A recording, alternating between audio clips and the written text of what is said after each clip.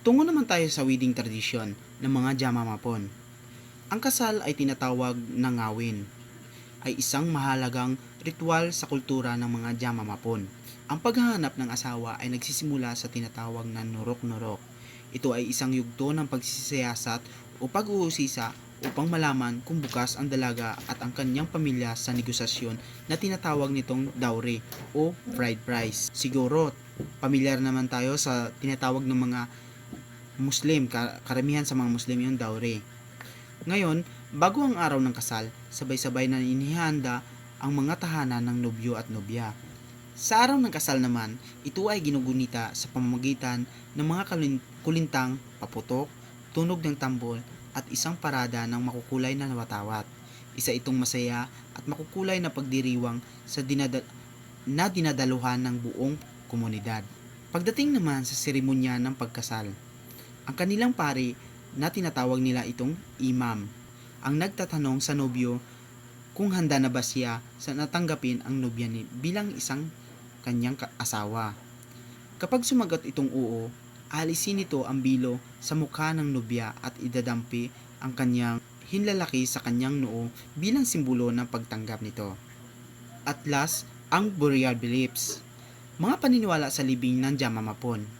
Ang mga Jama Mapun ay naniniwala na ang yumao ay dapat ilibing agad upang mabigyan ito ng kapayapaan sa kanilang buhay.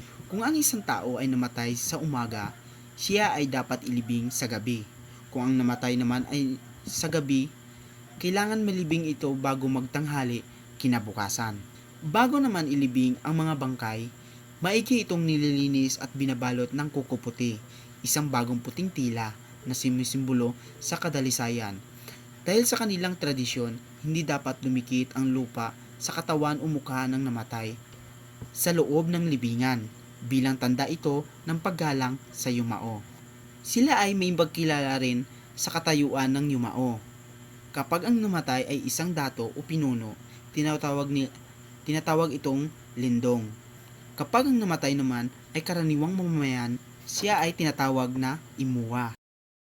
Challenge faced by Jama Mapun people, environment, socio-cultural, and economic.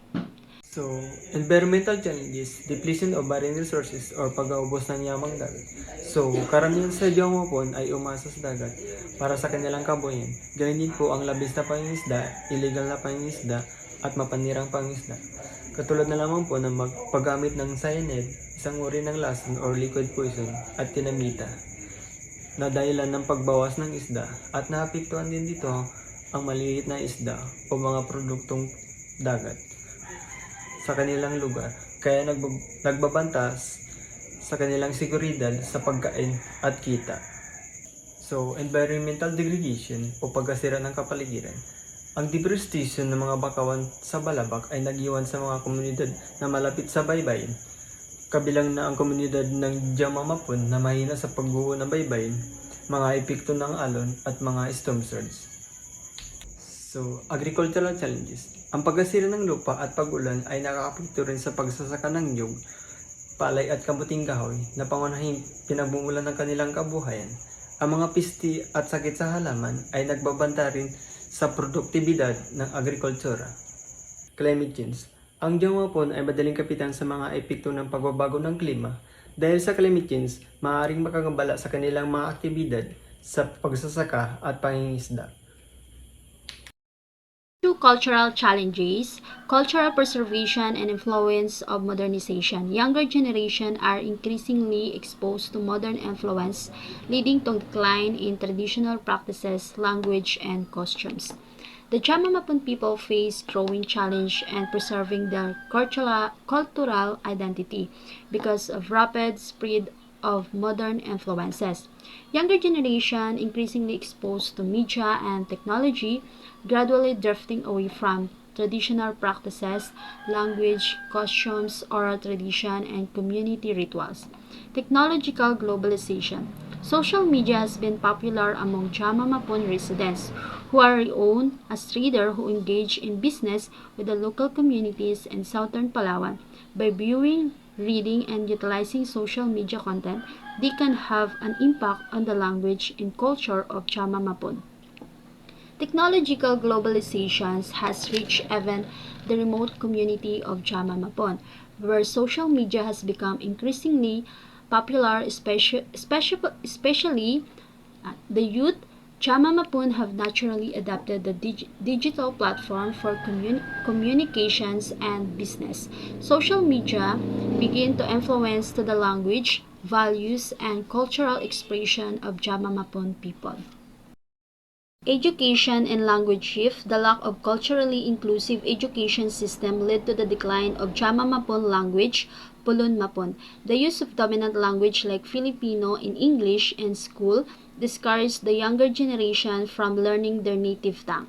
Over time, this challenge contributes to the erosion of cultural identity and weakens the transmission of traditional knowledge, stories, and values that are deeply embedded in the native language. Acculturation. The acculturation of new dominant cultures in other municipalities of the province, where pure-blooded Jama Mapon are biologically cross-cultured with other cultures for both material and non-material cultures, is the result of some Jama Mapon people in Palawan marrying and starting new families with other ethnolinguistic groups. Consequently, throughout time, the number of unmixed Jama Mapon inhabitants declined. Marrying with other ethnolinguistic group has led to the blended of both material and non-material culture elements such as language, traditions, values, and practices. This blending has influenced identity formations among younger generation, making it more challenging to maintain a strong Jama Mapon cultural identity. Economic challenge.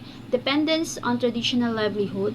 Their economy is heavily dependent on fishing, copra, dried coconut, and boat making, which are vulnerable to environmental change and market fluctuation. The decline of copra industry due to falling prices has negatively impacted their income. This heavy dependence makes the community particularly vulnerable to external pressures such as environmental change, climate variability, and market fluctuations. Colonial mentality. One of the Jama Mapon tangible culture for exhibiting their artistic and creative identity that can potentially serve as an economic asset for their livelihood is the productions of colorful hand-woven banig in clothes made from wild pandan leaves. However, most Filipino preferred foreign or branded clothes rather than buying our made in Philippines clothing made by Jama Mapon. Filipino preferred foreign or branded clothes over locally garments, including those produced of Jama Mapon people. As a result, the community traditional craft faced challenge in achieving financial sustainability.